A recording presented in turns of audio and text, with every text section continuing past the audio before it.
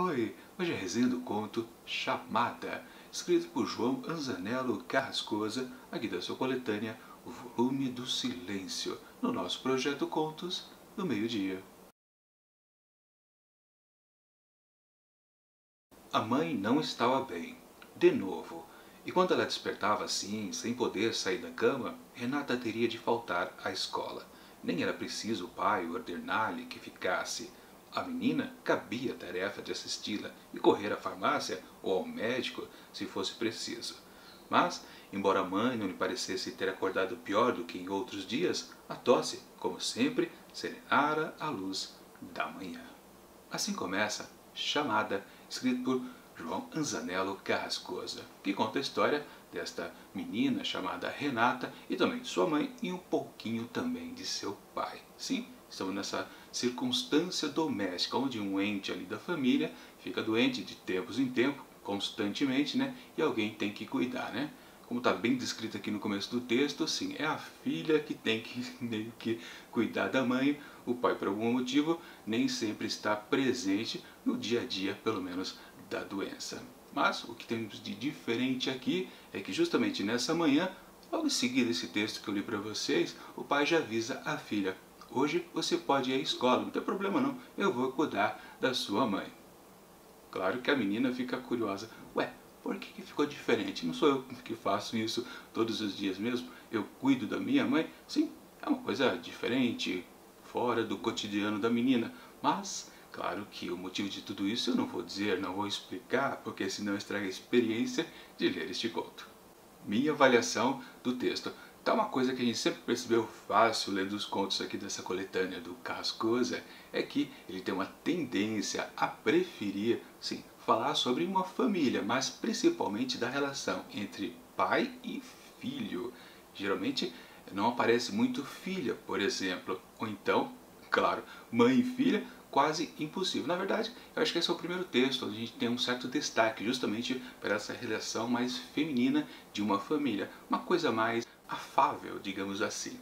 Talvez delicado, que a gente possa dizer em outras palavras. Afinal de contas, né, a gente sempre tem que lembrar, né, que os homens têm a tendência, né, meio que de fingir que não há muita afabilidade, sentimentos, né, ali nas relações, né? Coisa boba, sempre, né? Mas enfim, sim, é uma certa novidade aqui nesse conto do Carrascosa a gente ter mais uma atenção para as personagens femininas e a relação primordial entre uma mãe e uma filha. E o começo aqui desse conto vai por aí, a gente percebe bastante que essa figura do pai ali, que até meio que quebrou a rotina diária ali entre as duas, ele fica de escanteio, ele só retorna depois de um certo tempo no conto. Então a gente fica mais focado realmente com as duas. E a gente percebe que sim, o texto do Carrascosa procura aquela coisa que eu sempre comento, né? E meio que ele força um certo lirismo dos seus personagens para com a situação. E no caso aqui de ter uma pessoa doente e a outra cuidando, é óbvio que essa afinidade tem que ser mais definida. E claro, o texto força um pouquinho a barra para conseguir isso. E a gente sabe, né? O Carrascosa usa muito de metáfora, às vezes, para tentar dizer que aquela coisa ali que está acontecendo, aquela situação, né? Sim, tem uma carga lírica. Ele faz isso o tempo todo. Ele não deixa, aliás, de fazer isso em nenhum dos seus textos. Pelo menos os contos, né? Que eu estou conhecendo nessa altura agora. E provavelmente, claro, nos romances também deve ser a mesmíssima coisa. Aliás, um livro do Carrascosa eu vou ler ainda este ano. Se eu não me engano, né, aos 7 e aos 40, ou algo bem parecido o título. Mas, de qualquer forma, voltando ao conto aqui. Sim, temos aquelas estruturas tradicionais do Carrascosa presente em mais um conto. E, claro, a gente também percebe que ele enrola um pouquinho. E aí a gente pode entrar nos problemas deste conto aqui desta semana. O mote principal do que vai acontecer, como vai se desenvolver essa história aqui, meio que está completamente telegrafado para a gente em várias situações. Aliás, eu meio que percebi já o desfecho desse conto logo de cara no primeiro toque telegráfico do autor.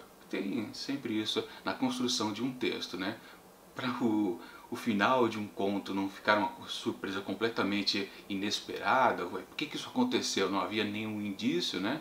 Sim, temos uma tendência dos autores a escreverem uma certa pitadinha, uma pistinha, digamos assim, né? Entre uma linha e outra, do que pode acontecer lá no final. muita gente não saca. Outras pessoas que ficam mais atentas ao texto, na hora percebem, peraí, esse comportamento significa que o final vai ser assim e assado. E é o que aconteceu para mim, pelo menos. Claro que muita gente que vai ler esse texto aqui não perceba e se surpreenda, fique de queixo caído ao final do texto. Mas eu acho que na verdade que é meio impossível, porque se você não pega logo as primeiras pistas, ali pelo miolo do conto você já percebe, do jeito que está indo não tem jeito, o final vai ser X. E é o que acontece mesmo, não tem como ser Y.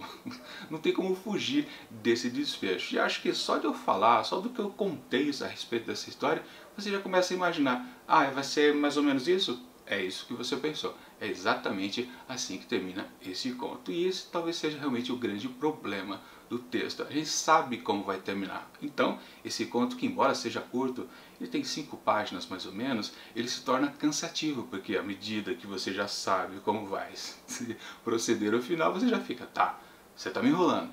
Vamos, desenvolve essa história, apresenta elementos novos. E aí talvez seja um grande problema também dos contos do Carrascosa. Em muitas oportunidades ele não oferece este algo mais. Um conto, justamente por ele poder ser previsível, o autor tem que embutir durante a narrativa algumas coisitas a mais, um certo enfeite que compense o leitor até mais atento. E até algo curioso, né?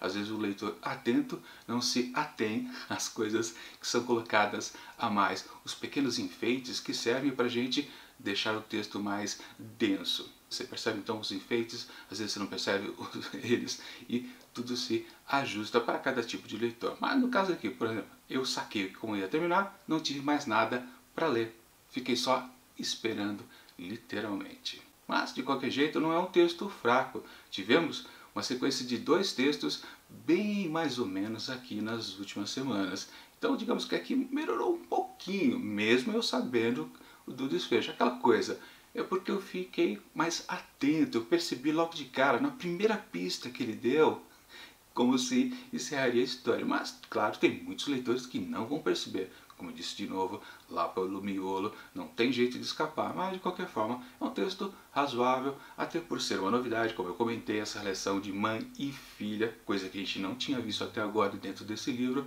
Ou seja, foi uma novidade que, claro, não resultou em coisas diferentes. Fazer o que, né, Carrascosa? Enfim, para.